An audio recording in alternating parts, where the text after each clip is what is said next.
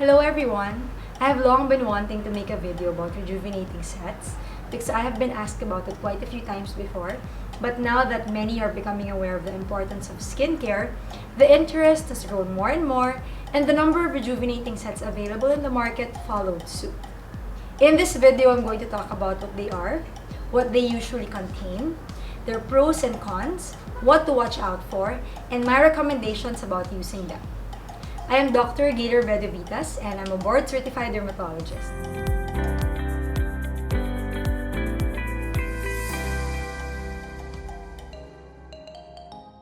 I try to post one video a week on skin and skincare, so if you're into that, may I invite you to click on the subscribe button and maybe even the bell button to be notified every time I post a new video. I'm also on Instagram and on TikTok as @IreneGaile. Oh, and by the way, before I proceed, for my non-Filipino viewers, just so you know, the term rejuvenating set here in the Philippines refers to a set of products containing a cleanser, a toner, a day cream, usually a sunscreen, and a night cream with ingredients that claim to address a variety of skin issues like pigmentation, fine lines, wrinkles, acne, and even warts. So it's very specific, and I thought I'd let you know at the start. My interest in rejuvenating sets started in 2019 when one of my patients asked me kung ano ang tingin ko sa mga ito. Then she showed me a box containing products promising younger-looking, blemish-free skin in just 30 days. I was definitely intrigued, but the final push I needed to make this video was when I received a rejuvenating set to try for myself. So abangan nyo and please stay until the end to know how my experience was. Let's begin with the definition of the term rejuvenation. Ano ba talaga ang ibig sabihin nito? If you look it up in the dictionary, rejuvenation is said to come from the Latin words re, or again, and juvenis, or young, and is the act of making someone young again or restoring something to a former better state.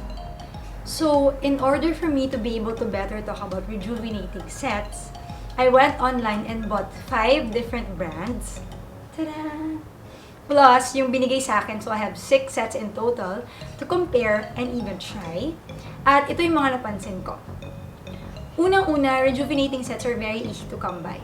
They are very affordable with prices ranging from 180 to 500 pesos per set and contain 4 or sometimes 5 products. Second, all of them come in small packaging except for the cleanser, which I guess makes sense kung gusto mo na muna siyang itry. The toners, for example, come in 60, 50 ml, while the creams are just about 10 grams. And this is probably also why the set is not that expensive.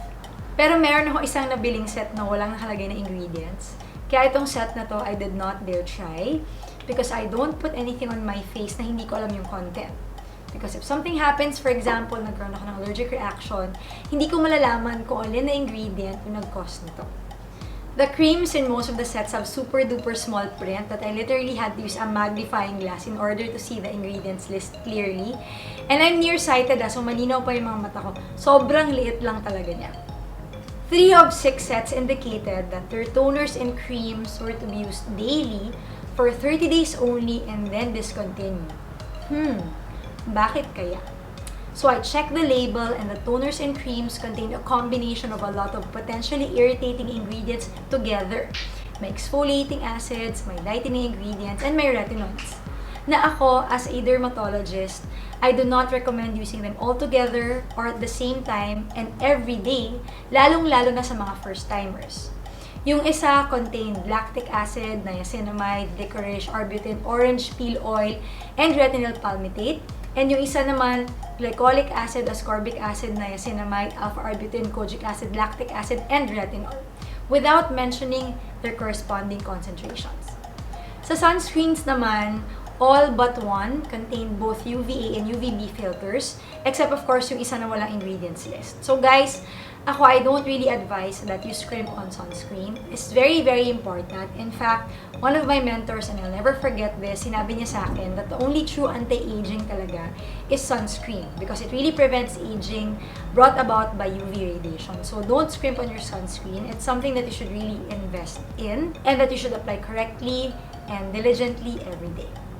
Seventh observation, they all come with disclaimers and warnings, and most warn against possible redness and itching, to discontinue if irritation occurs, and to consult a dermatologist if this happens.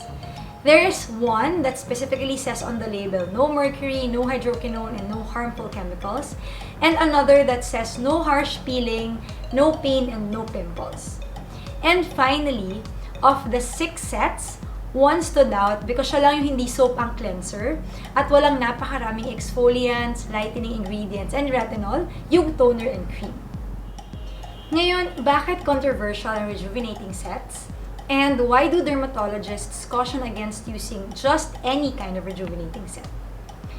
Kung nakakabasa kayo or nakakapanood kayo ng reviews online on Rejuve sets, or even shows that feature them like in Jessica Soho for example, halos lahat ng gumagamit nito nakaka-experience ng peeling, redness, irritation, and yet continue to use these products in spite of these, which is not good.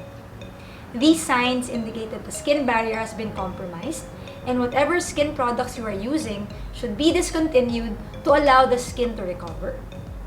These side effects are due to the combination of the ingredients I mentioned earlier that are applied to the face 1 to 2 times a day.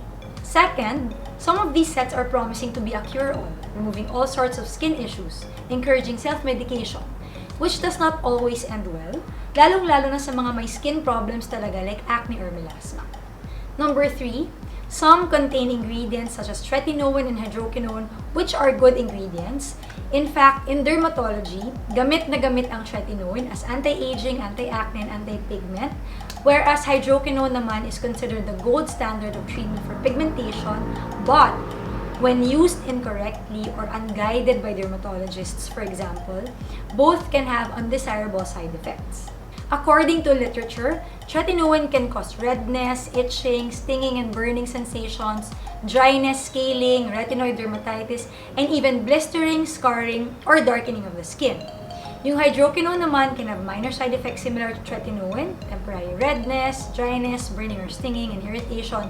However, with prolonged, unsupervised, and daily use and in high concentrations, it may lead to a permanent bluish-black skin pigmentation called exogenous ochronosis, which, believe me, is very, very, very challenging to treat. Both tretinoin and hydroquinone are prescription medications that fall under drugs and not cosmetics for good reason. But let's define these two terms briefly.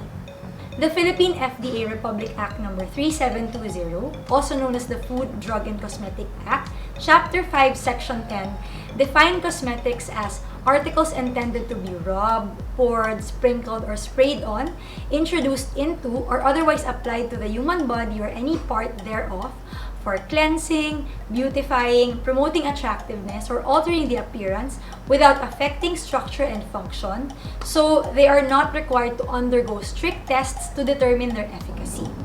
Those that are considered drugs naman are articles intended for use in the diagnosis, cure, mitigation, treatment, or prevention of disease in man or other animals, and articles other than food that are intended to affect the structure or function of the body of a man or animal. Cosmetics require FDA registration but not FDA approval, while drugs need both. Every product has to be registered with the FDA bago siya maibenta at maimarket. However, merely registering doesn't guarantee the quality of the products. It just means na alam ng FDA na sila ay binibenta at binamanufacture. Now, a product that is FDA approved means that it has been determined that the product has more benefits than risk and that it underwent pre-market approval application and clinical testing proving its safety and efficacy. So, yung bare minimum for cosmetics is that it be FDA registered, which you can find on the website www.fda.gov.ph. So, pag wala sila doon, huwag mo lang subukan. But wait guys, I am not trying to scare you ha. Hindi ko kayo tinatakot. Promise, happy ending tayo because the good news is not all rejuvenating sets are the same and not all are bad. And as promised, I'm going to try one of the sets that I feel is safe to use, do not contain a combination of a lot of possibly irritating products, and will most probably not cause my skin any irritation. I start by washing my face with a liquid cleanser. It is low pH and contains a gentle surfactant, cocamidopropylbetaine, and other soothing and hydrating ingredients. Unlike the kojic acid soaps in the other sets, this soap-free cleanser did not leave my skin feeling tight and dry afterwards. Next, I apply the toner, which contains the polyhydroxy acid gluconolactone, a more moisturizing hydroxy acid with antioxidant benefits that doesn't increase sensitivity to the sun. It also has kojic acid, green tea, and hyaluronic acid. I did not feel any stinging sensation on application. Finally, we have the night cream, which contains niacinamide, retinol, bakuchiol, which is a retinoid alternative, ceramides, and centella asiatica. I thought about starting every other night but decided to just apply it every night, and I did not experience any side effects. So ayan, I actually tried this set for 2 whole weeks and I didn't notice any peeling, redness, irritation, burning, etc. even if I used it every day. So guys, moral of the story is, do not be afraid of the word rejuvenating when you see it on a product label. Number 2, do not put any product on your skin without knowing what's in it. Number 3, don't be in a rush to achieve beautiful skin. It takes time for your skin to adjust and respond to products and for them to work. I would rather that you build your skincare routine slowly, gradually adding actives and seeing what works and what doesn't. And always remember that consistency and patience will pay off. Number 4, skin is very individualized. Walang one size fits all. And you should always take into consideration your skin's needs, your issues, as well as your lifestyle and preferences. And finally, do not DIY, lalo na if you have skin concerns like acne and pigmentation. Huwag kayong matakot kumonsulta sa mga eksperto like board-certified dermatologists like myself because we are here to help.